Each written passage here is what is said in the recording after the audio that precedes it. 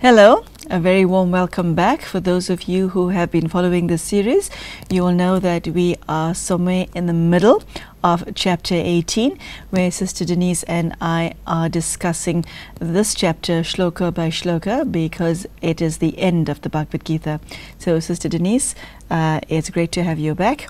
Thank you. We're stopped at verse 60, so I'd like to take up what's contained in verse 61. And the thought here goes on for a few stanzas, where God says to Arjuna, "The Lord abides in the hearts of all beings, Arjuna, causing all beings to revolve by the power of illusion as if fixed on a machine. Fly unto him alone for refuge, with your whole being, Arjuna. From his grace you shall attain supreme peace and eternal abode." I think that verse 61 is especially interesting because of this idea of the world moving, rotating like a machine.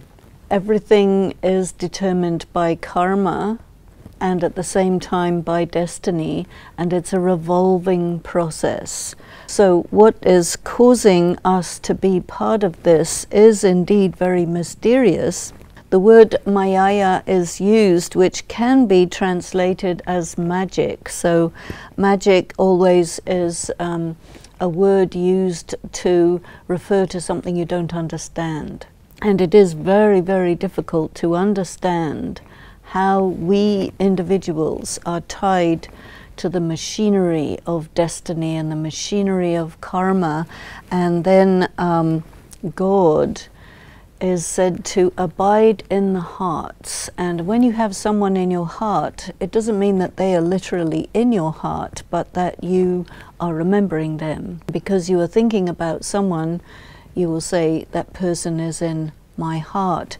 And the love between a soul and God, the soul is in the heart of God, God is in the heart of the soul. But this refers to the relationship rather than fixed locations, I would say. Your place of existence is your love for God.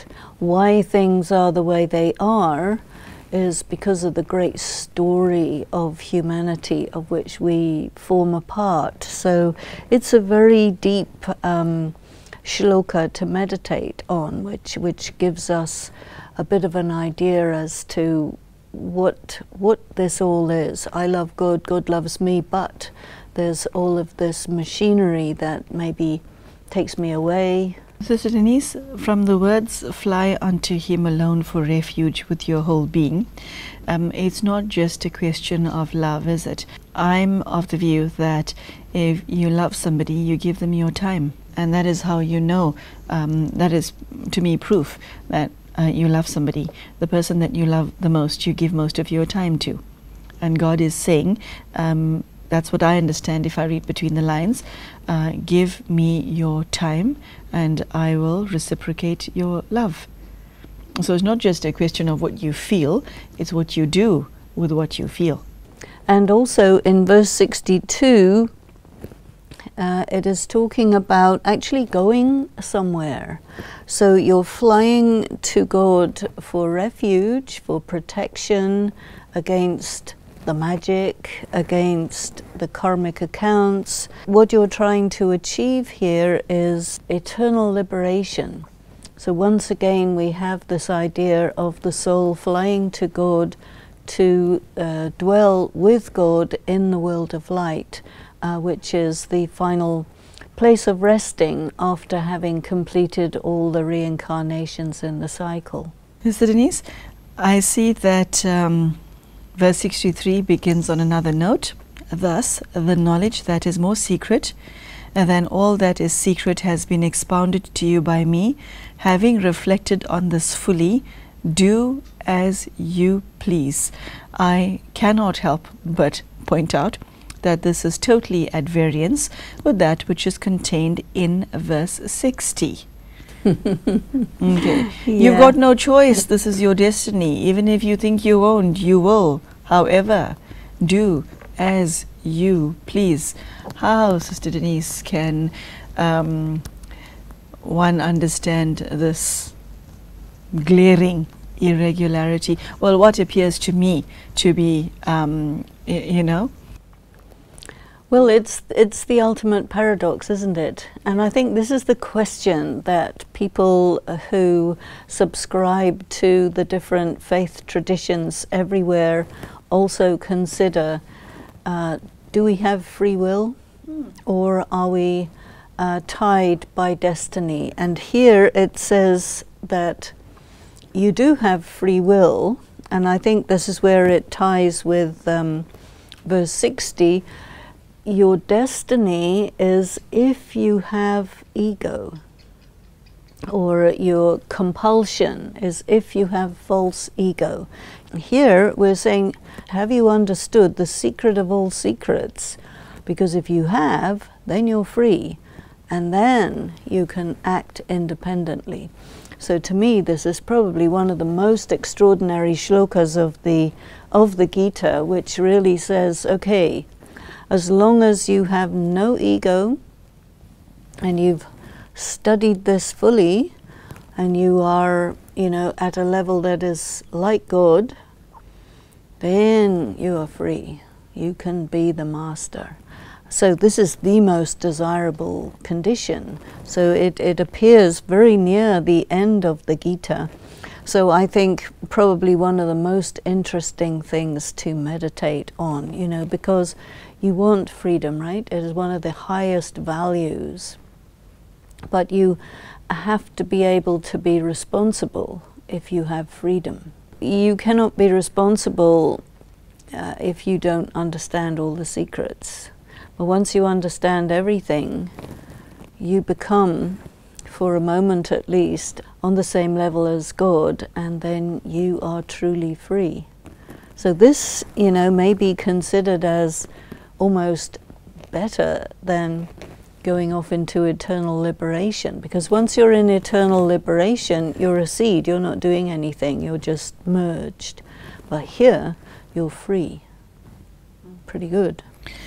Yeah, Sister Denise, the other way that I looked at it after I got over the shock of the contradiction is I thought God is showing Arjuna that he respects him and he respects his decision-making ability, because God wouldn't reveal all of this knowledge to an intellect that cannot hold it. Right. So he's saying, you choose. But because he's God, he already knows what his son will choose. That's true. That's true. Let's move on to verse 64. Here again, my supreme word, most secret of all, you are surely loved by me, therefore I shall speak for your good. There's an overwhelming sense of kindness in this verse, a heart verse. Yes. Very, very kind. And again, God literally coming down to a human level. He's saying that this entire conversation between us is my love for you. Beautiful, isn't it? Yeah, and again, the aspect of yoga is taken up again in verse 65. Fix your mind on me, worshipping me, sacrificing to me, bowing down to me. In this way, you shall surely come truly to me. I promise, for you are dear to me. And this you also find in 64. You are surely loved by me, therefore I shall speak for your own good. So whatever God is saying to Arjuna, to us, even though it is totally in contradiction with the conventional wisdom, it is God's love which is telling us, look, what I'm saying to you is so secret, people can hardly understand it because they're fixed in a different way of looking at things. But if you listen to me, you will arrive at the destination. And so it's really a very interesting statement that God's love for you actually frees you from the influence of the world, which wants you to be held in a particular box, if you will. And God is saying, no, you listen to me and you will arrive at absolute freedom. You will come to me, which is anyway the goal of human life, is to arrive at God. We depart from God, we come onto this earth, we pass through the pure, the middle stage, the impure, and we return to God. So the sattva, rajasic and tamasic is all about passing through time, passing through the material world. And the material world traps us. And the materialistic mentality of people who are caught in ego also trap us, but God will free us, you know. So this is His love. Beautiful. If one does not accept God's love, you cannot accept this knowledge, can you? Well, no, because you're in between the love of God and the mentality of the world, which is materialistic. And if you are stuck in that, then you cannot take this. In the Ramayana, Ram always follows the dictates of the world, and this actually puts him into a tragic situation, whereas here Arjuna and God are saying to the world, you do whatever you want to do, but we are doing whatever we want to do. So you're really saying goodbye to the worldly world and hello to beauty, to freedom, to the unconstrained relationship between the soul and God, which takes you to the right destination. And so, of course, it takes a lot of courage for someone to go that road, but it shows that it can be done. And God gives you a promise. I promise, just do what I say and you will come to me. And don't listen to those other people, because this is so secret that they can't grasp it. Let's now go to verse 66, which reads, abandoning all duties, take refuge in me alone. I shall liberate you from all evils. Do not grieve. You know what struck me? When Arjuna enters the battlefield, he's of the view that if he kills his relatives, he's creating karma. And the message that God gives him throughout the Bhagavad Gita is that once you do that, once you engage in this war, you won't be creating karma, you'll be settling it. Well, he is saying that, and he's also saying something else, and that is, I think with verse 66, you know, take refuge in me alone, which is a very, very famous mantra. Mam ekam sharanam vraj, you know, take refuge in me alone. It means because I'm here, you no longer need to be under the influence of what humanity has devised as conventional wisdom or conventional morality, because God is above and beyond all that. And so he says, do not grieve, do not worry.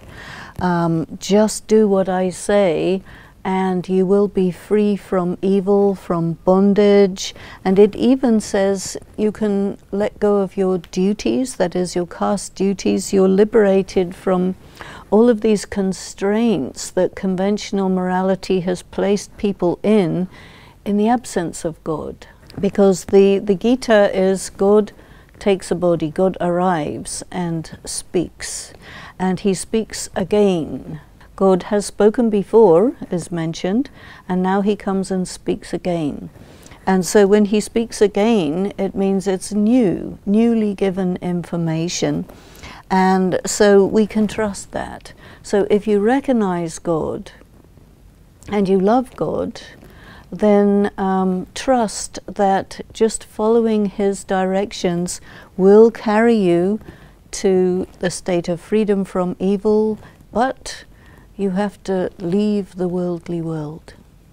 Verse 67 takes up another train of thought, where God is cautioning Arjuna as to who he should reveal this knowledge to. Why is that? You see, when God speaks, everyone should hear, because it's God who's speaking. Why is there this implicit warning? There is a story which talks about humanity as being divided into devotees and devils. And you see, the knowledge from God is the nectar of immortality. So if this knowledge is given to one who is practicing all forms of pure action, you immortalize that. But if you give this knowledge to someone who is devilish, then you immortalize that. So that would be dangerous, because what you want is for anything extremely negative and so on to be neutralized. So you do not give the nectar of immortality to that. Another thing that we learn in the studies and practices of Raj Yoga with Brahma Kumaris is that only those who follow the disciplines and principles of purity have a right to listen to the knowledge. There is another example that is given. There's a story that says that the milk of a lioness must be held in a golden vessel. Sure, and that's so, a very powerful image. Well, yeah. So the golden vessel means the pure intellect. And the milk of a lioness is said to be the most powerful medicine there is. It's known as medicine.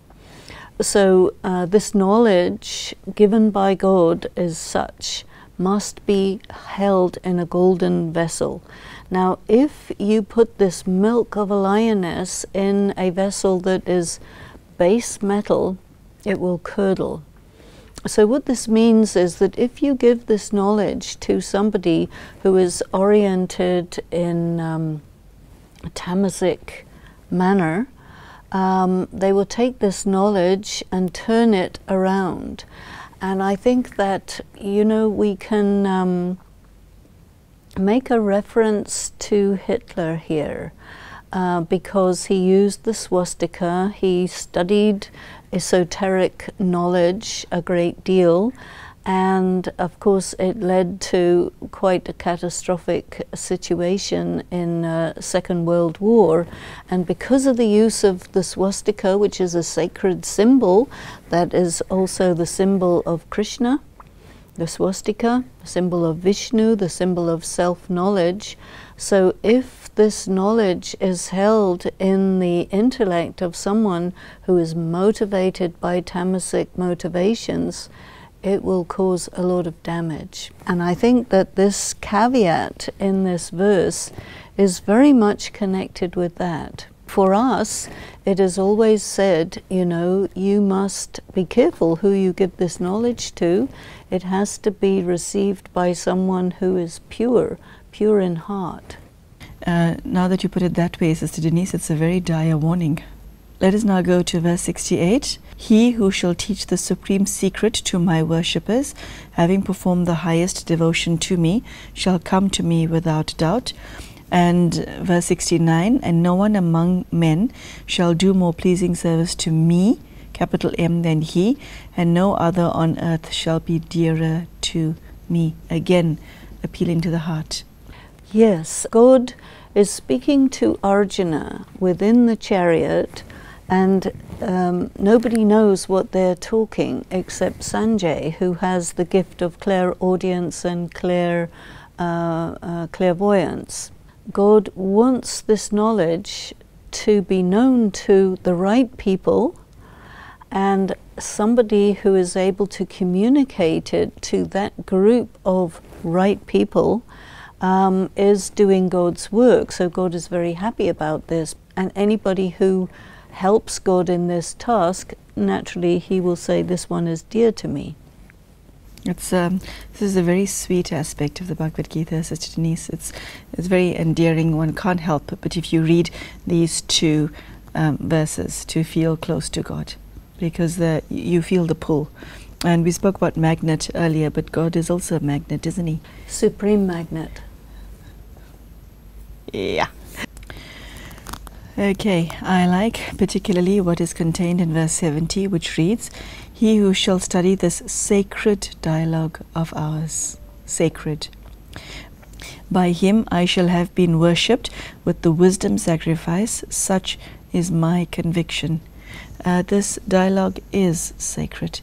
It is sacred because this is what's going on between God and the one who loves God. And it is through this knowledge that actually the force of evil is neutralized. So if you study it, then that is called the Gyan, the Gita Gyan Yagya, the sacrificial fire of the knowledge of the Gita. You have to sacrifice your body, you sacrifice your ego, you sacrifice everything about yourself that is materialistic. And through that you gain mastery of the self.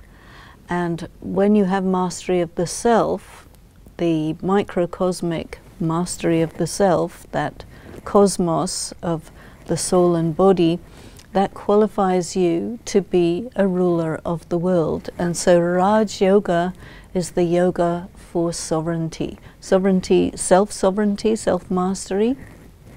And then ultimately you qualify as a leader in this world because everything about you is going to be followed by others. And in that way the world becomes a world of dharma. And of course it mentioned earlier in the earlier chapters that God comes to destroy adharma and to establish dharma, true religion or true activity, true behavior. Sister Denise, the last two verses spoken by God reads as follows: even the man who hears it with faith and free from malice, he also, liberated, shall attain the happy worlds of those whose actions are pure. Has this been heard by you, Arjuna, with a concentrated mind? Have your ignorance and delusion been destroyed? This is the last two verses that is spoken by God, and then Arjuna replies thereafter. Do you want to take us through to the last two verses spoken by God? Yes, it's very interesting to me that in verse 71 he says, you will be liberated and you will go to the world of happiness, to those whose actions are pure. So this corresponds to the idea that your destination, your final destination, is not nirvana, but after that you will return to the world of happiness. That is, it's an earthly world which is constructed out of the actions, the pure actions of people who have learned to perform pure actions, which to me is the new cycle, the Satyuga, the golden age. And this has not been mentioned in any of the other parts of the Gita. So everything is to return to nirvana, to die in a correct way. And now, when you've understood all of this, this is going to take you to the next cycle. So to me this is very interesting. And then the next verse, did you hear? Did you listen? Were you paying attention? Has your ignorance and delusion been destroyed? And so this is the last question that God is asking to Arjuna. And the conclusion, as you rightly say, the conclusion of what God is saying to humanity. Did you understand? And Sister Denise, I see then that Arjuna finds his voice and he replies, my delusion is destroyed and I have gained wisdom through your grace, Krishna. My doubts are gone. I shall do as you command. We see that Arjuna has come full circle. The rest of the book is Sanjay's input. And Sister Denise, what comes to mind as well is the importance of verse 78, where it reads, wherever there is Krishna, Lord of Yoga, wherever there is Arjuna the archer, there will surely be splendor, victory, wealth and righteousness. This is my conviction. That last stanza was spoken by Sanjay. Arjuna is saying the very famous expression, Nashto moha smriti labdha, my attachment has been destroyed, the attachment to the illusion. And I've understood, and so I will obey, I will follow your command, I will smite the enemy. that's the end of the interaction between Krishna and Arjuna, and we're back to Sanjay, who has been amazed by his extraordinary gift of being able to eavesdrop on this conversation. So his conclusion is that, yes, I saw God, it was God, he was talking to the highest human, and so there will surely be splendor, victory, wealth, righteousness. This is my conviction. So it is a very powerful message at the very last stanzas of the book, that yes, God did come, he did speak, and what he says was true. Let us try to understand it. Esther Denise, thank you so much, so very, very much. There you go. We have now reached the end of chapter 18 of the Bhagavad Gita. There are a few more episodes that Sister Denise and I will be taking up as far as the Bhagavad Gita is concerned. Thank you so much for being with us, and see you next time. Goodbye.